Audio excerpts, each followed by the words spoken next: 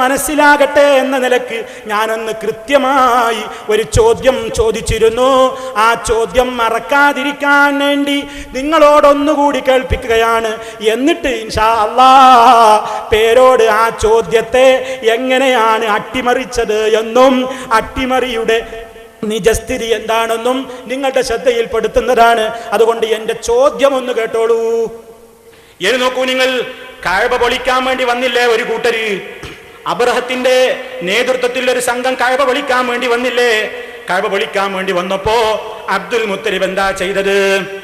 അബ്ദുൽ മുത്തലിബ് കഅബാലയത്തിന്റെ ആ ഹൽഖ പിടിച്ചുകൊണ്ട് അബ്ദുൽ മുത്തലിബ് അതേപോലെ തന്നെ ഖുറൈശികളും വഖാമ മഅഹു നഫറും മിൻ ഖുറൈശ് യദ്ഊനല്ലാഹ് വയസ്തൻസിറൂനഹു വലാ അബ്റഹ വജുൻദിഹി. അബ്രഹത്തിനെയും അവന്റെ പട്ടാളങ്ങൾക്കെതിരിലും അള്ളാഹുവിനോട് സഹായം ചോദിച്ചുകൊണ്ട് അള്ളാഹുവിനോട് പ്രാർത്ഥിച്ചുകൊണ്ട് അബ്ദുൽ മുത്തലിബും ഖുറൈശികളുമൊക്കെ കഅബത്തിന്റെ സമീപത്ത് വന്നു നിന്ന് പ്രാർത്ഥിക്കാൻ തുടങ്ങി. എന്താണെന്നിട്ട് അബ്ദുൽ മുത്തലിബ് ചൊല്ലുന്നത്? യാ റബ്ബി ലാ അർജൂ ലഹും സീവാക യാ റബ്ബി ഫംനഉ മിൻഹും ഹിമാക ഇന്നാ അദുവൽ ബൈതി മൻ ആദാ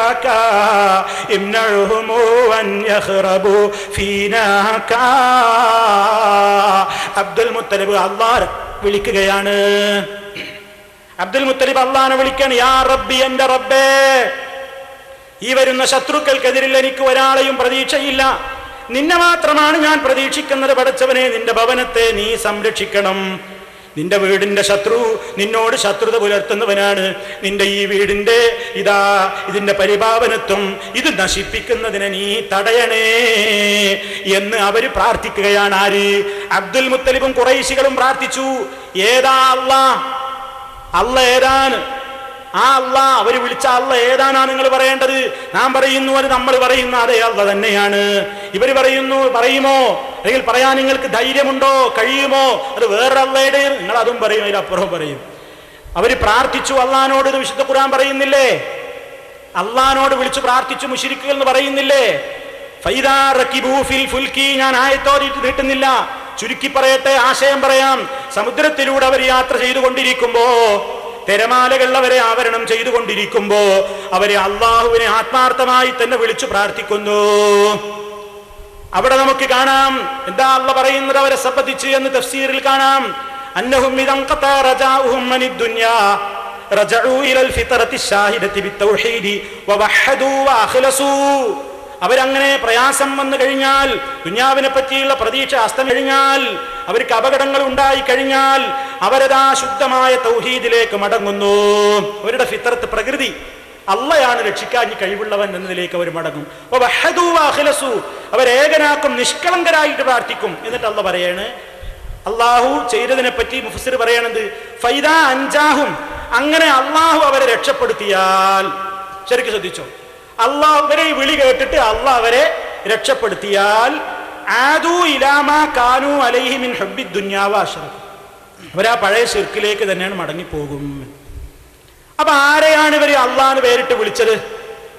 ഏത് അള്ളയാ അവർക്ക് ഉത്തരം കൊടുത്തത്? പേരോടിന് വാദമുണ്ടോ? കടലിൽ വെച്ച് മുശ്രിക്ക് പ്രാർത്ഥിച്ചപ്പോ ഉത്തരം കൊടുത്തു എന്ന് പറയുന്നില്ലേ? ആ ഉത്തരം കൊടുത്ത അള്ളാഹ് സങ്കല്പത്തിൽ അള്ളാഹ് ഉത്തരം കൊടുക്കുവോ? സങ്കല്പത്തിലുള്ളവരെ അള്ളാഹു ഉത്തരം കൊടുക്കുവോ പേരോട് മുസ്ലിയാരെ? അപ്പൊ ഒറിജിനൽ അള്ളാഹ് തന്നെയല്ലേ അത്? ഒറിജിനൽ അള്ളാഹിനെ തന്നെയല്ലേ അവർ ദുആ ചെയ്തത്? ആ അള്ളാഹ് ആയതുകൊണ്ടല്ലേ ആ അള്ളാഹ് അവർക്ക് ഉത്തരവും കൊടുത്തത്? നിങ്ങളുടെ വാദപ്രകാരം അവർ വിളിച്ചത് വേറെ അള്ളാഹിനെ, ഉത്തരം കൊടുത്തൊരു സങ്കല്പത്തിലുള്ള അള്ളാഹ്. അപ്പൊ സങ്കല്പത്തിലുള്ള ഒരു അള്ളാഹ് ഉത്തരം കൊടുക്കുന്ന ഒരു അള്ളാഹ് ഉണ്ടല്ലേ നിങ്ങളുടെ വിശ്വാസം അനുസരിച്ച്? ഇതാണ് എന്റെ ചോദ്യം. ഈ ചോദ്യത്തിന് പേരോട് ചോദ്യം അട്ടിമറിച്ചു. ഉപരിക്ക് മറുപടി അറിയാൻ കഴിയൂല, നേർക്ക് നേരെ ഇതിന് മറുപടി അറിയാൻ കഴിയൂല. വേറെ അള്ളയെന്ന് പറയാൻ കഴിയൂല. അപ്പൊ മൂപ്പര ആ ചോദ്യത്തെ അട്ടിമറിച്ചിട്ട് എന്താ പറഞ്ഞതറിയോ? മൗലവി ഇവിടെ പറയുന്നു അബൂജാഹിലിന് ഉത്തരം കിട്ടിയില്ലേ? ഓ മൗലവി, കാഫിരീങ്ങൾക്ക് ഉത്തരമൊന്നും കൊടുക്കൂല. അഥവാ കൊടുത്തിട്ടുണ്ടെങ്കിൽ തന്നെ അതെന്താണ്, അവരെ ആദരിച്ചു കൊടുത്തോന്നല്ല, ആദരിച്ച് ഉത്തരം കൊടുക്കൂല കാഫിരീങ്ങൾക്ക്. ഞാൻ പറഞ്ഞോ അബൂജഹിലിനെ അള്ളാഹു ആദരിച്ച് ബഹുമാനിച്ച് ഉത്തരം കൊടുത്തതാണ്.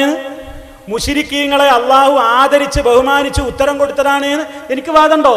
എന്റെ ചോദ്യം അതാണോ? മുശ്രിക്കീങ്ങൾക്ക് അള്ളാഹു ഉത്തരം കൊടുത്തില്ലേ അവരെ ബഹുമാനിച്ചുകൊണ്ട് എന്നാണോ എന്റെ ചോദ്യം? ചോദ്യത്തെ അട്ടിമറിക്കാണ്. എന്റെ ചോദ്യം, മുശ്രിക്കുകൾക്ക് അള്ളാഹു ഉത്തരം കൊടുത്തത് അവരെ ആദരിച്ചിട്ടാണോ അതോ അള്ളാന്റെ ഖലാ ഖദർ അനുസരിച്ച് അവന്റെ തീരുമാനം നടപ്പാക്കിയതാണോ അതോ ഇസ്തിദ്റാജാണോ, അവരെ പരീക്ഷണാർത്ഥം അവർക്കൊരു റഹ്മത്ത് ചെയ്തു കൊടുത്തതാണോ എന്നൊന്നും ഞാൻ നിങ്ങളോട് ചോദിച്ചിട്ടില്ല. ഞാൻ നിങ്ങളോട് ചോദിച്ചതിന് മറുപടി പറയണം. അരി എത്ര എന്ന് ചോദിച്ചാൽ പയർ അഞ്ഞാഴി നല്ല മറുപടി.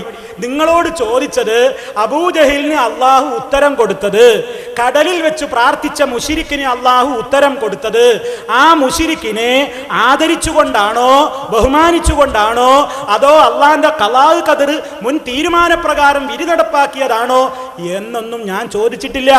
എഴുതാപ്പുറം വായിക്കണ്ട. അതിന് നിങ്ങളോട് ചോദ്യം ഞാൻ ചോദിച്ചിട്ടില്ല. അതിന് ഉത്തരവും എനിക്ക് കേൾക്കേണ്ടതില്ല.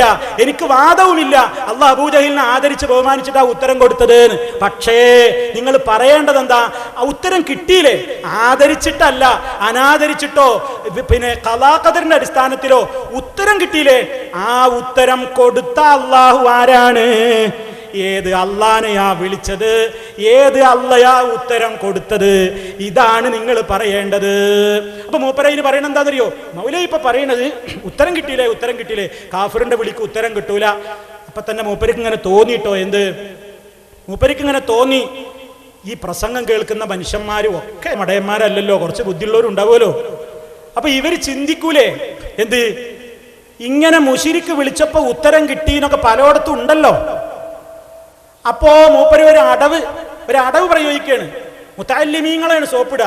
എൻ്റെ ബഹുമാനപ്പെട്ട എൻ്റെ പ്രിയപ്പെട്ട മുത്തഅല്ലിമീങ്ങൾ തെറ്റിദ്ധരിക്കരുത്. എവിടെയെങ്കിലും കർമ്മശാസ്ത്ര കിതാബുകളിൽ ഉത്തരം കിട്ടി എന്ന് തോന്നിപ്പിക്കുന്ന വല്ല ഇബാറത്തുകളും കണ്ടാൽ പേരോടതൊന്നും കാണാതെ പോയതാണോ എന്ന് എൻ്റെ മുത്തഅല്ലിമീങ്ങൾ തെറ്റിദ്ധരിക്കരുതേ. അതൊക്കെ ഞാൻ കണ്ടിട്ടുണ്ട്, പക്ഷേ മൂടി വെക്കുകയാണ് കേട്ടോ എന്ന ഉദ്ദേശം മനസ്സിലിങ്ങനെ വെച്ചിട്ട് മൂപ്പര് പറയണ് പേരോടൊന്നും കാണാത്തത് കൊണ്ടല്ലോ. എന്നിട്ട് മൂപ്പര് പറയുന്നുണ്ട്, ഇനി മൗലവി നാളെ വന്നിട്ട് പറയും ഇബ്ലീസിനും അള്ളാഹ് ഉത്തരം കൊടുത്തില്ലേന്ന് ചോദിക്കുന്നു. കാരണം ഇബ്ലീസ് പറഞ്ഞല്ലോ അള്ളാഹിനോട്, അൻദിർനീ, നീ എന്നെ നീട്ടിയിടണേന്ന് പറഞ്ഞല്ലോ ദീർഘായുസിന് വേണ്ടി. അപ്പൊ അള്ളാഹ് ഉത്തരം കൊടുത്തല്ലോ, എന്ത് നിനക്ക് കുറെ കാലത്തെ ജീവിതം ഉണ്ട്. മൗലവി ഇനി വന്നിട്ട് പറയും ഇബ്ലീസിനും ദുആക്ക് ഉത്തരം കിട്ടിയില്ലേ? മൗലവി, അത് ഇബ്ലീസിനെ ആദരിച്ചു കൊടുത്ത ഉത്തരല്ല, അള്ളാഹുടെ തീരുമാനം നടപ്പിലാക്കിയതാണ്. അവിടെയും നിങ്ങളോട് ആരാ ചോദിച്ചത് ഇബ്ലീസിനെ ആദരിച്ചു കൊടുത്തതാണോ അല്ലേ? തർക്കതല്ലാന്ന് മനസ്സിലായി നിങ്ങൾക്ക്? ഈ മൗലവി പറയാം അബൂജഹലിനെ വിളിച്ചു പ്രാർത്ഥിച്ചാൽ ഉത്തരം കിട്ടുമല്ലോ, എന്നാ ഈ മൗലവിമാരൊക്കെ ഇനി സമ്മേളന നഗരിയിൽ ഇനി അബൂജഹലിനെ കൊണ്ട് പ്രാർത്ഥിപ്പിച്ചോട്ടെ, അല്ലെങ്കിൽ ഇവരുടെ ഏതെങ്കിലും മുശ്രിക്കുകളെ കൊണ്ട് പ്രാർത്ഥിപ്പിച്ചോട്ടെ, കാരണം ദുആക്ക് ഇജാബത്ത് കിട്ടുന്ന ഒരു മഹാന്മാരല്ലേ എന്നൊക്കെ പറഞ്ഞ് കളിയാക്കുന്നുണ്ട്. എന്നാ പേരോടെ അതുകൊണ്ടൊന്നും സലാമത്താവൂലട്ടോ. വളരെ വിനയത്തോടെ പറയണം, സലാമത്താവൂല. നാദാപുരത്ത് നിങ്ങൾ കിടന്ന് പെടക്കലാ പോയി കാണുന്നത്. ചോദ്യം വേറെ, ഉത്തരം വേറെ. എൻ്റെ ചോദ്യം ആവർത്തിക്കുന്നു. അറേബ്യൻ മുശ്രിക്കുകൾ വിളിച്ച അള്ളാഹ് ആര്? ഉത്തരം കൊടുത്ത അള്ളാഹ് ആര്? ഉത്തരം കിട്ടിയത് ആദരിച്ചുകൊണ്ടോ അനാദരിച്ചുകൊണ്ടോ എന്ന ചോദ്യമേ ഇവിടെ ഇല്ല. അതിന് നിങ്ങൾ മറുപടിയും നിങ്ങളോട് ചോദിച്ചിട്ടില്ല. ചോദ്യത്തിനാ മറുപടി പറയേണ്ടത്. ആരെയാണ് അവർ വിളിച്ച് തേടിയത്? ഏത് അള്ളയാണ് ഉത്തരം കൊടുത്തത്? സങ്കല്പ അള്ളാഹ് ഉത്തരം കൊടുക്കുമോ? ഇതാണ് എൻ്റെ ചോദ്യം. ആ ചോദ്യത്തെ ഉരുട്ടി പിരട്ടി ഇങ്ങോട്ടാണ് തിരിച്ചത് എന്നും എന്താണ് മറുപടിയിൽ സൂചിപ്പിക്കുന്നത് എന്നും ചുരുങ്ങിയ നിലക്ക് നിങ്ങളൊന്ന് കേട്ടോളൂ. പേരോട് തന്നെ പറയട്ടെ, അദ്ദേഹത്തിന്റെ അട്ടിമറി മൂപ്പരൻ ഞങ്ങൾക്ക് കാണിച്ചു തരും. അബൂജഹലിന് അല്ലാഹു തആല ഉത്തരം കൊടുത്തു എന്നല്ലേ പറഞ്ഞത്? ദുആക്ക് ഉത്തരം കൊടുത്തു എന്നല്ലേ പറഞ്ഞത്? അബൂജഹലിനെ കൊണ്ടാണോ ദുആ ചെയ്യിപ്പിക്കേണ്ടത്? ഞാൻ നിങ്ങളോട് ഓർമ്മപ്പെടുത്തുന്നു, വേണമെങ്കിൽ അടുത്ത വരവിൽ മൗലവി വന്നിട്ട് പറയും അൻദിർനീ, ഇബ്ലീസ് പറഞ്ഞു അല്ലാഹുവോട് എന്നെ നീ നീട്ടിയിട്ടേർന്നേ, ഖിയാമത്ത് നാൾ വരെ നീട്ടിയിട്ടേർന്നേ. അപ്പൊ അല്ലാഹ് പറഞ്ഞു ഇന്നക മിനൽ മുൻദരീൻ, അതേ എന്നെ ഞാൻ നീട്ടിയിട്ട് വരും, ഖിയാമത്ത് നാൾ വരെ നിനക്ക് ആയുസുണ്ട്. ഓ മോനെ, ശരിക്കും മനസ്സിലാക്കണം, അത് ഈ ഇബ്ലീസിന്റെ ദുആ ബർക്കത്ത് കൊണ്ട് കിട്ടിയതല്ല, അത് അല്ലാഹ് നേരത്തെ തീരുമാനിച്ച കാര്യം നടപ്പാക്കുകയാണ്. ഈ ദുആ ബർക്കത്ത് കൊണ്ട് കിട്ടിയതല്ല. അതേസമയം ബാഹ്യമായി അതൊരു ഉത്തരം കിട്ടിയതുപോലെ തോന്നും. അതുകൊണ്ട് ബാഹ്യാർത്ഥത്തിൽ ഉത്തരം കിട്ടി എന്ന നിലക്ക് ചില ഉദ്ധരണികൾ എവിടെയെങ്കിലും കണ്ടേക്കാം. ഇതുപോലെ അതാ മുശ്രിക്കുകളുടെ കുഫാറുകളുടെ ദുആക്ക് ഉത്തരം കിട്ടുമെന്ന് ഏതെങ്കിലും കർമ്മശാസ്ത്ര ഗ്രന്ഥങ്ങളിൽ കണ്ടേക്കാം. അത് കാണുന്ന മുതഅല്ലിമീങ്ങൾ പേരോടിന്റെ ശ്രദ്ധയിൽ അത് വിട്ടിട്ടില്ലെന്ന് ധരിക്കണ്ട. അതുകൊണ്ടൊന്നുകൂടി ഞാൻ പറയുന്നു, ദുആക്ക് ഉത്തരം കിട്ടുക എന്ന് പറയുന്ന ഇക്റാമത്ത് കിരീം അല്ലാഹുവിങ്കൽ നിന്നുള്ള ഒരു ബഹുമാനമാണത്. ദുആക്ക് ഉത്തരം കിട്ടുക എന്ന ബഹുമാനം അത് ഇബ്ലീസിന് കിട്ടൂല, അബൂജഹലിന് കിട്ടൂല, മുശ്രിക്കിന് കിട്ടൂല, കുഫാറിന് കിട്ടൂല. അങ്ങനെ ഇക്റാമിന്റെ നിലക്ക്, ആദരവിന്റെ നിലക്കുള്ള ഉത്തരം കിട്ടൽ ആർക്കാണ്? അതാണല്ലോ പറഞ്ഞത് വയസ്തജീബുൽ ലദീന ആമനൂ വഅമിലുസ് സാലിഹാത്ത്.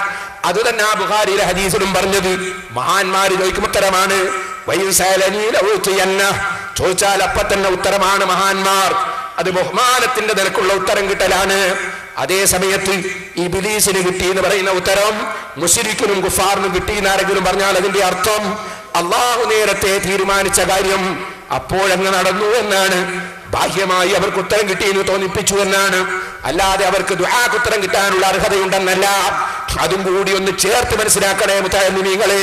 വെറുതെ തെറ്റിദ്ധരിച്ചു പോകരുതെന്ന് എന്റെ പ്രിയപ്പെട്ട മുത്തഅല്ലിമീങ്ങളോട് പ്രത്യേകം ഓർമ്മപ്പെടുത്തുകയാണ്. മുത്തഅല്ലിമീങ്ങളെ പിടിക്കപ്പോ മുത്തഅല്ലിമീങ്ങൾ കുറച്ചൊരു തരം ഉണ്ടാവുമല്ലോ, പഠിക്കണ കുട്ടികളുണ്ടാവും. അവരിതിങ്ങനെ കുറെ കേട്ടിട്ടുണ്ടാവും. ആ ഉസ്താദ് പറഞ്ഞത് ശരിയായില്ലല്ലോ. തെക്ബീറൊക്കെ ഒരു ടീം ഇങ്ങനെ വിളിച്ചുകൊണ്ടിരിക്കും. അപ്പൊ മറ്റു അതിന്റെ ഇടയിലും ഇങ്ങനെ ചിന്തിക്കും ചിലതൊക്കെ. എന്താപ്പാ പറഞ്ഞത്, അതാണ് ശരിയായില്ലല്ലോ. അപ്പൊ മൂപ്പരാതിങ്ങനെ കണ്ടിട്ട് പറയാണ്, എന്ത് കണ്ടോ, അങ്ങനെ ഏതെങ്കിലും കർമ്മശാസ്ത്ര ഗ്രന്ഥങ്ങളിൽ അങ്ങനെ തോന്നിപ്പിക്കുന്ന വല്ലതും കണ്ട തെറ്റിദ്ധരിക്കരുതേ, പേരോട് കാണാഞ്ഞിട്ടാന്ന് വിചാരിക്കരുതേ എന്ന് പറഞ്ഞാ ഞാൻ കണ്ടിട്ടുണ്ട് മോനെ, അതൊക്കെ ഞാൻ പഠിച്ചിട്ടുണ്ട് മോനെ. പക്ഷേ സലഫിയുടെ മുമ്പിൽ നാദാപുരത്ത് ഞാൻ പടക്കുമ്പോ ഇതല്ലാതെ രക്ഷയില്ല മുത്തഅല്ലിമീങ്ങളെ. അതുകൊണ്ട് എന്നെ തെറ്റിദ്ധരിക്കരുതേ മുത്തഅല്ലിമീങ്ങളെ. അതാണ് പറഞ്ഞത്. എന്താണെന്നറിയോ, പേരോട് കണ്ടില്ല. ഞാൻ മൂപ്പരോട് ചോദിച്ചോ, അബൂജഹലിന്